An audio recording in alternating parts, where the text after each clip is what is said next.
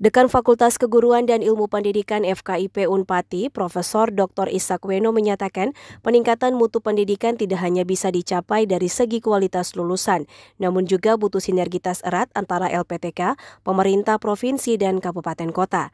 Menurut Dekan, untuk persoalan pendidikan, sinergitas antara berbagai pemangku kepentingan terkait harus bisa diintegrasikan. FKIP sudah menghasilkan hingga 3.000 calon guru setiap tahun, namun tanpa sinergitas dengan pemerintah daerah, distribusi dan penempatan guru tidak akan tepat sasaran. Profesor Weno menegaskan program pendidikan profesi guru yang didukung penuh oleh pemerintah melalui beasiswa harus dimanfaatkan secara optimal. Ia juga mendorong agar pemerintah daerah memberikan insentif tambahan bagi guru di wilayah terpencil agar penyebaran tenaga pengajar lebih merata.